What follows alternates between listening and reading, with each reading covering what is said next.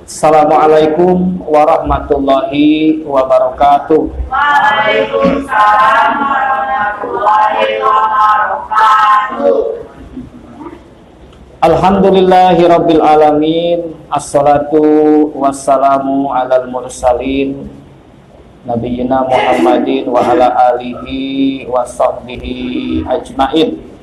Asyhadu an la ilaha illallah wahdahu la syarikalah wa asyhadu anna Muhammadan abduhu wa rasuluhu wa ma ba'du. Ayyuhal hadirun, usikum wa nafsi bi taqwallah faqad fazal muttaqun. Hadirin jamaah rahimakumullah, para santri yang dirahmati Allah dan juga para pemirsa yang ikut bergabung dalam tadabbur Al-Qur'an.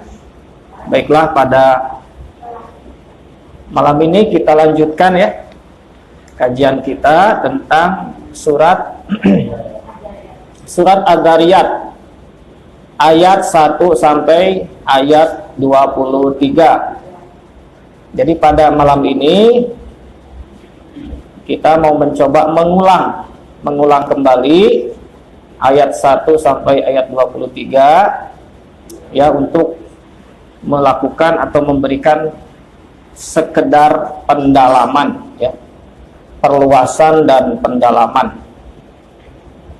Ya, langsung saja bismillahirrahmanirrahim ke ayat 1. Apa ayat 1? Wadariyati darwan ya. Wadariyati darwa. Artinya, jadi dariyat itu dari kata apa? Daro yadru darwan. Yang artinya apa? Yang artinya adalah terbang. Sehingga dariyatun itu bentuk isim fa'il atau kata pelaku, jamak berarti banyak ya jumlahnya. Kemudian jenis katanya adalah jenis kata mu'annas atau jenis kata wanita, jenis katanya. Yang artinya berarti yang terbang, itu aja ya, yang terbang. Kalau artinya memang terbang ya, jadi maka makna daripada Ad-Dzariyat berarti segala atau semua yang terbang. Kalau itu benda berarti benda-benda yang terbang. Kalau itu makhluk berarti makhluk-makhluk yang terbang ya. Kemudian yang kedua apa? Wadariyati darwan. Kemudian fal hamilati wikro. Fal hamilati wikro. Hamilati juga sama apa? Isim fa'il dari kata hamala yahmilu hamlan gitu ya. Jadi dihafalkan tasrifnya atau pemecahan katanya ya. Hamala yahmilu hamlan ya. Apa hamala yahmilu hamlan artinya? Membawa ya. Hamala yahmilu hamlan, membawa. Jadi hamilatun ya berarti bentuk jamak. Artinya apa? Yang membawa ya. Atau bisa para pembawa gitu ya. Nah, sekarang membawa apa? Membawa wikro. Jadi ada sesuatu yang dibawanya yaitu wikro ya.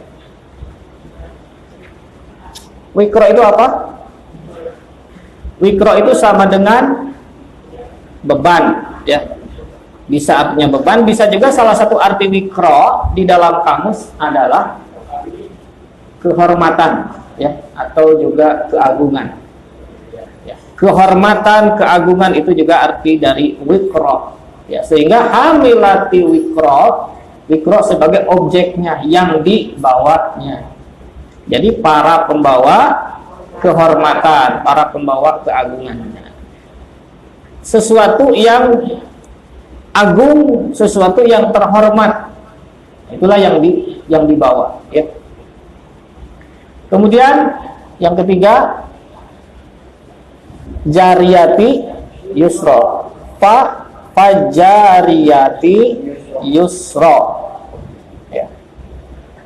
Perihal jariyah dari kata jaro yajri, jarian, jaro yajri jarian, ya. Belajar tasrif, ya. Jadi minimal 3 aja setiap ada kosakata, coba ditasrif untuk 3 bentuk. Apa arti jaro yajri jarian? Mengalir kalau air, tapi secara umum apa? Bergerak, ya. Jadi jaro yajri jarian artinya bergerak, maka jariyatun yang bergerak. Kemudian bukan hanya jariyatun, tetapi di situ ada keterangannya yusra. Yusra apa? Mudah. Jadi yang bergerak dengan mudah, itu jadi keterangan bergerak dengan mudah. Bisa dipahami bergerak dengan mudah? Kalau bergerak itu gampang, mudah, dinamis, itu ya. Tadi wadariyat, wawunya dulu apa wawunya? Jangan lupa di sini. Diawali dengan wawu, ya. Wawu apa nih? Wawu yang menunjukkan makna sumpah atau apa? Wawu di sini adalah wawu, maknanya adalah perihal sesuatu yang mau dibicarakan, ya. Jadi kalau dalam surat itu ada, kalau dalam surat biasanya ada perihal apa? Nah, itu biasanya sesuatu perihal itu adalah yang mau dibicarakan, ya. Kalau wawu sumpah itu berarti wawu bermakna sumpah, sungguh, demi, itu artinya. Kalau ini wawunya dihubungkan bukan kepada Allah, ya. Jadi kalau wallahi misalkan, ya, warabbi itu bisa bermakna sumpah, demi Allah, demi Tuhan. Tapi kalau ini wadariyat, demi yang terbang, gimana maksudnya? Ya. Nah, jadi ini wawunya adalah meletakkan sesuatu sebagai hal yang menjadi tema sentral, tema utama di dalam surat itu, ya. Itu wawunya. Jadi tentang sesuatu yang terbang, tentang sesuatu yang membawa kehormatan, membawa keagungan, tentang sesuatu yang bergerak demikian mudahnya. Ayo, apa kira-kira? Tentang, nah, yang keempat, fal muqassimati amro. Nah, baru yang keempat di sini ada petunjuk, ya, ada sedikit jelas, ya, apa yang dimaksud ini. Muqassimati artinya ini juga isim fa'il, ya, dari qassama yuqassimu taksima, artinya melakukan pembagian, berbagi, membagi-bagi. Nah, apa yang dibagi-bagi? Amron, amr, ya. Amron ini bisa berarti urusan, bisa juga artinya perintah, bisa juga artinya tugas. Jadi lebih gampangnya tugas. Nah, jadi ini adalah yang membagi-bagikan tugas atau yang berbagi tugas. Nah, sehingga ini semua adalah menunjukkan kepada satu keseluruhan, ya, satu sosok, ya, bahwa mereka itu yang terbang, yang membawa kehormatan, dan juga yang bisa bergerak demikian mudahnya. Mereka itu adalah makhluk-makhluk yang mereka itu melakukan pembagian tugas. Kira-kira apa makhluknya? Ya, malaikat. Bisa malaikat enggak? Bisa aja dulu ya. Karena malaikat terbang enggak? Terbang. Karena bukan orang bumi, bukan makhluk bumi, tapi makhluk di atas sana. Dari langit ke bumi, bukan plok jatuh gitu. Pasti butuh alat, butuh sesuatu. Jadi namanya bukan jatuh, tapi terbang dari sana ke sini. Ya, jadi kalau pakai jalurnya jalur langit berarti bukan jalan namanya, tapi terbang istilahnya. Ya, dariyati darwan. Jadi kalau itu malaikat berarti adalah makhluk-makhluk yang terbang. Ya. Kemudian hamilati wikro. Maka malaikat-malaikat itu hamilati, membawa sesuatu. Jadi apa terbangnya? Main-main terbang ke sana kemari? Enggak. Bukan terbang iseng gitu ya. Tapi hamilati, ya, membawa sesuatu. Ya. Hamilati wikra, membawa sesuatu yang agung, yang tinggi, yang mulia. Nah, jadi malaikat yang terbang itu ya membawa sesuatu yang agung. Nah, ini perhatikan bahwa ini bentuknya jamak, banyakan, ini bukan satu atau dua malaikat, tetapi banyak. Kemudian wajariyati yusra. Kemudian mereka itu bisa bergerak, ya. Jadi makhluk-makhluk yang bergerak, jaro yajri. Nah, kalau bergerak itu tidak harus di langit ya, tapi bisa di bumi ini, jaro yajri, atau dimanapun, ya. Gerakannya itu yusra. Yusra artinya sangat mudah, demikian mudah. Misalkan kalau kita dari sini mau ke satu tempat, ya. Kalau di sini dari Bandung mau ke Jakarta, ya. Kalau kita gimana? Ya. Gampang nggak? Sulit ya. Jadi harus melakukan berbagai upaya, cara, ya. Tapi kalau ini yusra, mau ke mana nih? Jakarta, seng. Nah, itu. Ya. Pulang lagi dari Jakarta ke Bandung, ya. Jadi kemanapun dia mau bergerak itu demikian mudahnya. Itu jariyati yusra. Nah, kemudian yang keempat, ya, ngapain bergerak ke sana kemari? Nggak ada kerjaan. Kenapa? Kepentingannya ini. Yang keempat adalah muqassimati amr. Jadi mereka itu, para malaikat ini melakukan pembagian tugas. Bagi-bagi tugas nanti. Kelompok malaikat ini tugasnya A, kelompok ini B, kelompok ini C. Semua melakukan pembagian tugas, bergerak, bertugas ya pada posisinya masing-masing. Nah, sekarang kita mau memperkenalkan istilah malaikat di dalam Al-Quran. Ya, perhatikan. Ya. Malaikat ini adalah bahasa Al-Quran. Masih bahasa Al-Quran, belum diterjemahkan ke bahasa Indonesia, ya. Jadi ada kata malaikat ataupun ada juga istilahnya malak, ya, malakun, ya. Malakun itu bentuk tunggal, biasanya digunakan malakun. Kalau banyakan jamak itu malaikatun, ya. Malaikatun artinya jumlahnya banyak. Nah, malaikat ini ya, biasanya kita berasumsi.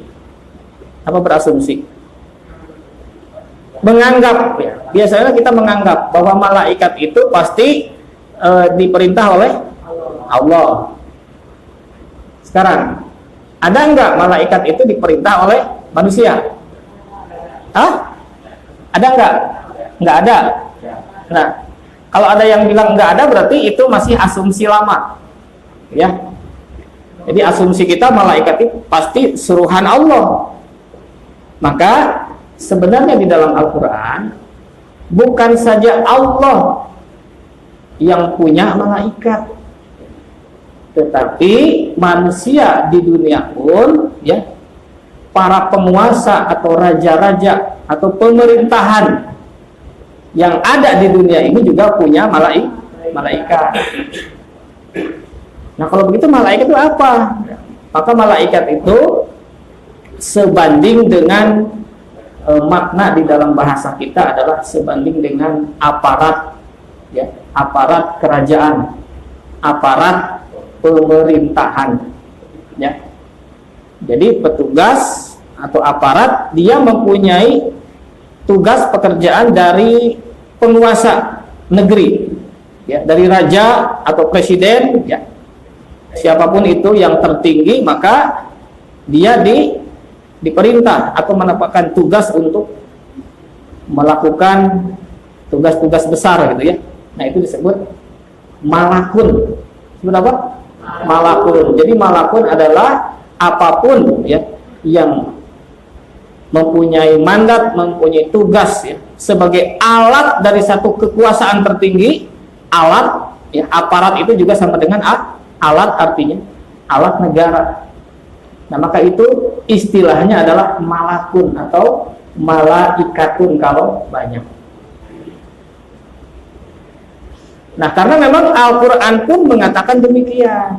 Jadi dalam Al-Quran, ya, makna malaikat bisa maksudnya kepada malaikatullah, malaikat Allah, bisa juga kepada malaikat bukan malaikatullah, ya. Saya hanya ngasih sedikit aja petunjuk, nanti barangkali bisa dipelajari lebih lanjut, ya. Di dalam Al-Quran, dalam surat Al-Baqarah, kita nanti mendengar, di sana kita nanti akan bisa membaca salah satu kisah, ya. Ada istilah malakaini bibabila Harut wa Marut, dua malaikat dari Babilonia, ada malaikat negeri Babilon namanya Harut Marut. Nah, ini contoh bukan malaikat Allah tetapi malaikat negara Babilon. Jadi negeri Babilon pun punya malaikat, ya. Kemudian Nabi Yusuf alaihi salam juga pernah disebut malaikat. Oh, ini malakun karim, ya. Ini dia malakun karim. Apa malakun karim? Artinya petugas aparat, ya, yang karim, yang mulia. Karena ketika itu Nabi Yusuf adalah memang dia menjadi ajudan, ya, salah satu petinggi pejabat Mesir, ya, pada waktu itu. Maka Yusuf disebut malakun karim. Jadi malakun artinya malaikat, tetapi karim, mulia. Jadi yang menyebut malakun karim itu sekelompok orang tertentu, ya, yang berhadapan, yang berbicara dengan Nabi Yusuf alaihissalam. Di dalam kisah lain juga, dalam surat Al-Baqarah juga ada, ya. Misalkan dalam kisah perjuangan Tolut, ya.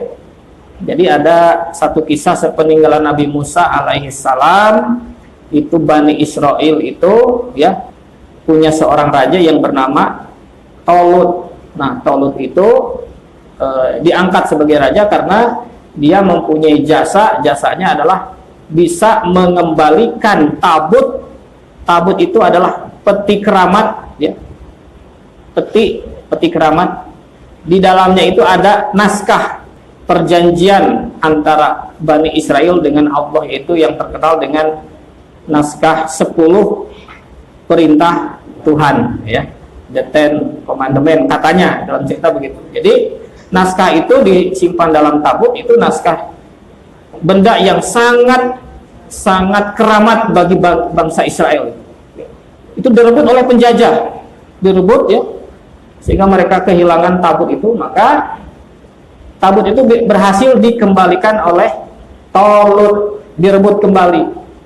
Jadi tabut sebagai benda pusaka bangsa Israel ketika itu berhasil direbut kembali dari tangan penjajah. Cara ngerebutnya gimana? Ini bukan rusak atau gitu. Jadi artinya rebut dengan jalan diplomasi, gitu, ya. Jadi Tolut itu orang yang mampu melakukan diplomasi politik, sehingga akhirnya tabut ini dikembalikan. Yang nganter siapa? Tahmiluhul malaikat. Nah, di dalam ayatnya itu dikatakan, jadi yang nganter itu malaikat yang membawa tabut dari siapa dari tangan penjajah, penguasa penjajah ya. Namanya siapa penjajah itu? Rajanya itu Jalut ya. Dari tangan Jalut maka diantar oleh malaikat, kata Al-Qur'an nih, diantar oleh malaikat kembali kepada tempat yang semestinya, yaitu ke tangan bangsa Israel, Bani Israel. Maka atas jasanya itu salah satunya adalah Talut diangkat menjadi raja. Nah, yang dimaksud malaikat itu ya, bukan malaikat Allah ya. Jadi Talut dibawa ke malaikat ya. Dalam arti oleh aparatur pemerintahan penjajah, oleh petugasnya siapa? Raja Jalut. Oh, berarti artinya apa? Ini adalah hasil upaya perjuangan diplomatik, gitu ya. Sampai yang nganternya itu aparat negara, gitu. Ngerti nggak? Nah itu, ya. Ini jadi banyak sekali istilah malaikat di dalam Al-Quran. Maksudnya bukan malaikatullah saja, tetapi bisa juga malaikat dalam arti gitu. Ya, malaikat yang ada di bumi ini. Nah, sehingga memang belum diterjemahkan ke bahasa Indonesia malaikat itu apa. Nah, barangkali itu yang memperkenalkan apa istilah malaikat. Mungkin pada kesempatan lain kita perdalam. Kemudian ayat berikutnya, innama tu'aduna lasadiq. Ya. Innama tu'aduna. Sebenarnya apa yang dijanjikan kepada kalian pasti benar atau sungguh benar. Lasadiq. Nah, jadi ini ayat 1 sampai 4 membicarakan tentang apa yang dijanjikan. Jadi ini tentang apa yang dijanjikan. Bahwa apa yang dijanjikan itu adalah berhubungan dengan akan turunnya para malaikat. Wa inna dina lawaki. Dan sungguh ad-din apa kemarin? Akan adanya pengaturan, penertiban besar-besaran. Ini akan terjadi. Jadi matu aduna berarti apa yang dijanjikan kepada manusia. Semua manusia tidak terkecuali pernah mendengar janji dari Allah, janji dari Tuhan. Ya. Sepanjang sejarah manusia, janji ini terus oleh Allah disampaikan. Ya, ini janji ini terus disampaikan. Janji yang dimaksud apa? Akan adanya kebangkitan, bahwa manusia akan dihidupkan kembali setelah mati. Itu janji Allah. Dan janji ini terus disampaikan, diinformasikan, sehingga semua manusia tahu kabar berita tentang ini. Dan ini pasti benar, dan ini pasti kejadian. Ya. Baik, tentang turunnya malaikatnya, tentang apa? Tentang turunnya malaikat pada hari kebangkitan itu, ya kita bisa lihat di dalam surat Al-Haqqah ayat ke-17 ya. Surat ke-69 ayat ke-17. Ya, kalau kita perhatikan pada ayat ke-16 dulu ya, di atas 17 itu 16, sebelum 17 itu 16. Wan saqqatis sama'u fahiya yauma idzin wahiyah. Nah, ini diawali dengan gitu. Wan saqqatis sama, ya, yaitu ketika langit itu terpecah, ya. Fahiya yauma idzin wahiyah, dan langit itu saat itu wahiyah, menjadi rapuh. Ya enggak? Jadi langit itu pecah, kemudian dia rapuh. Kalau rapuh berarti dia sudah gampang dijebol, ya, gampang dimasuki. Ya. Jadi ada pintu-pintu barangkali ya, keluar masuk. Ya. Nah, jadi ketika langit sudah terpecah dan dia menjadi demikian rapuh, nah perhatikan ayat ke-17-nya, wal malaku ala arjaiha. Malaku itu malaikat. Ada alif lam berarti yang namanya malaikat, sehingga semua malaikat.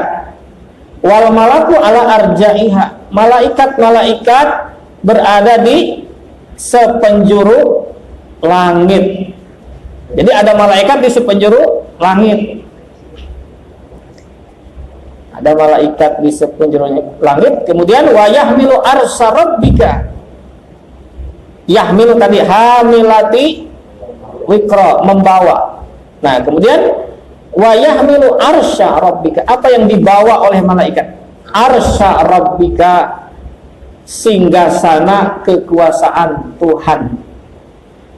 Nah, jadi ada malaikat nanti yang membawa singgasana kekuasaan Tuhan. Singgasana itu sama dengan satu tempat, ya, ada kendali, ya, di situ ada kekuasaan, ya, di tangan Tuhan. Seperti pernah dijelaskan, contoh singgasana itu, ya, kalau seorang kepala negara itu punya aras, ya, punya singgasana. Singgasana itu adalah istana, ya, istana kepresidenan, istana kerajaan.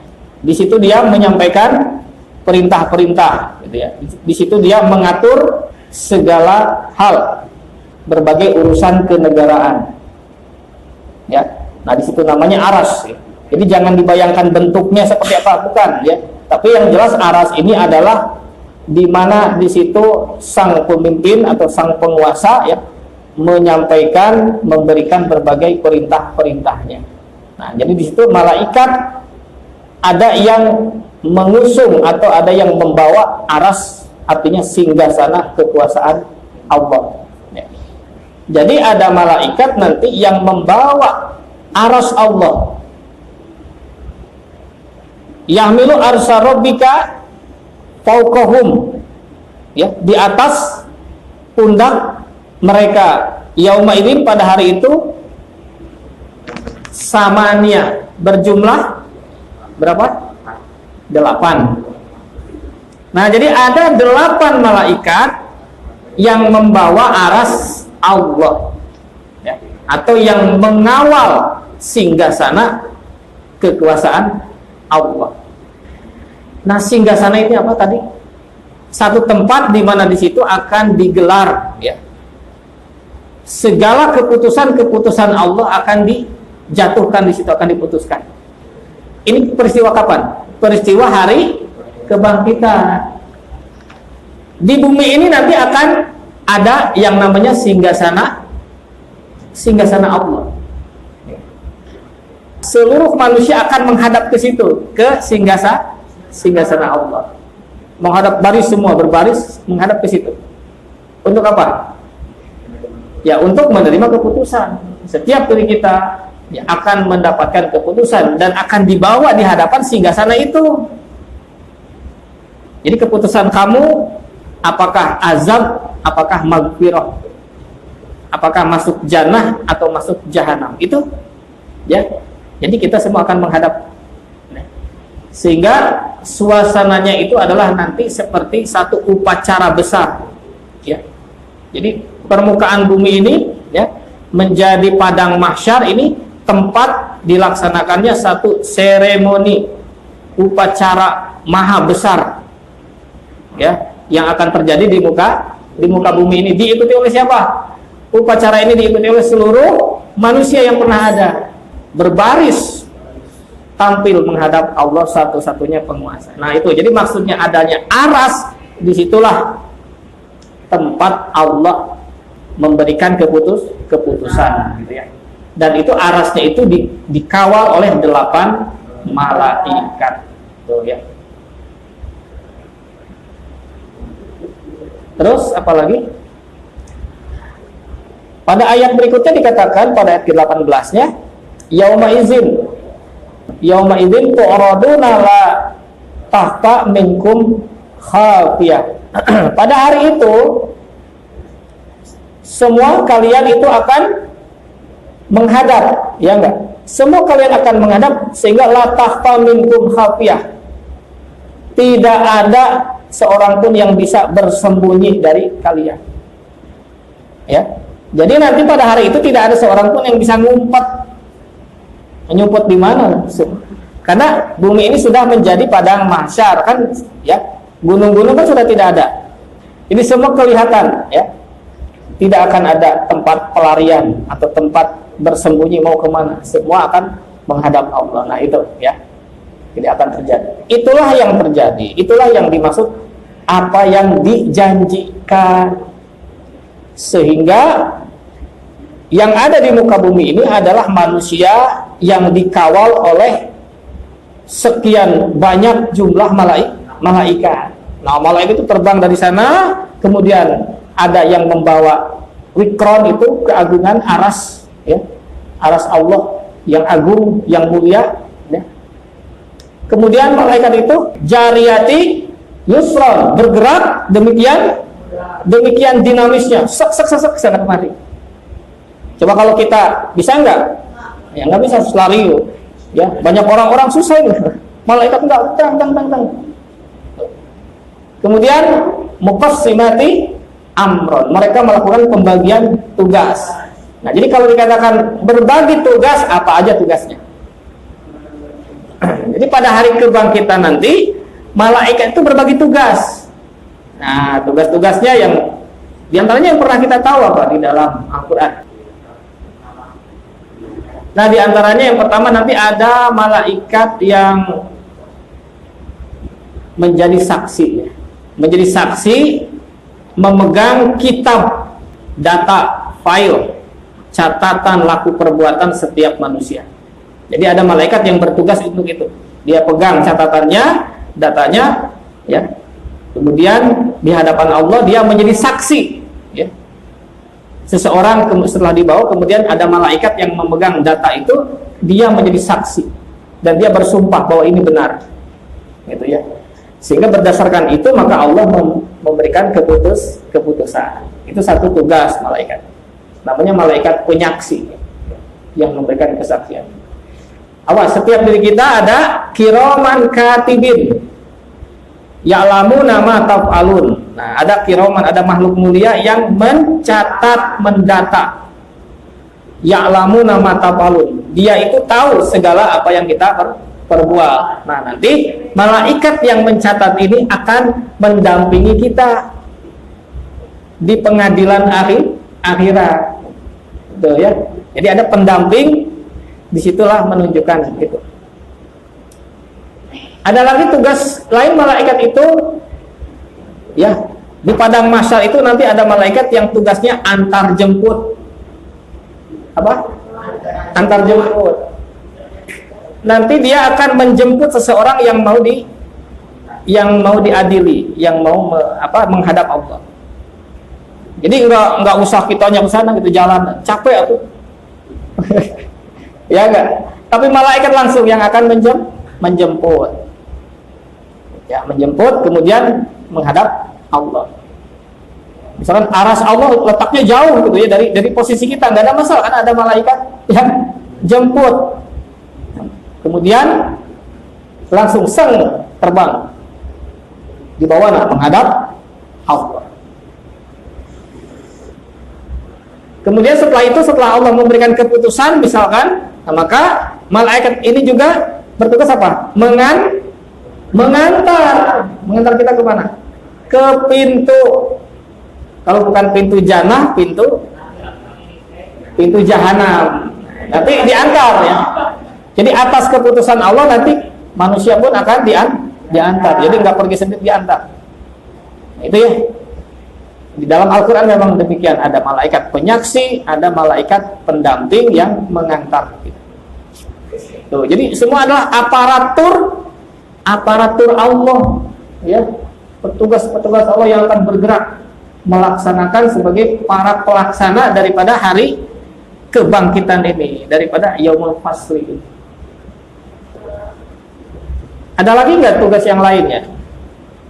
Belum ketemu mungkin ya. Jadi ketika hari yang dijanjikan, maka semua malaikat itu dikerahkan oleh Allah untuk menjadi para petugas-petugas pelaksana di hari kebangkitan. Oh, ada lagi kalau tidak salah dalam surat apa kemarin itu, ketika wa'idas suhuf nusyirat, ketika suhuf, nah kitab-kitab ya, catatan amal itu disebarkan. Nah, ada juga ya. Jadi setiap manusia akan menerima kitab catatan amal perbuatan. Data tentang amal perbuatan. Dibagi, cara membaginya gimana? Nah, tentunya ada petugas. Ya, malaikat inilah nanti akan menyebarkan. Ya, itu diantaranya apa? Tugas-tugas malaikat. Baik, kita lanjutkan.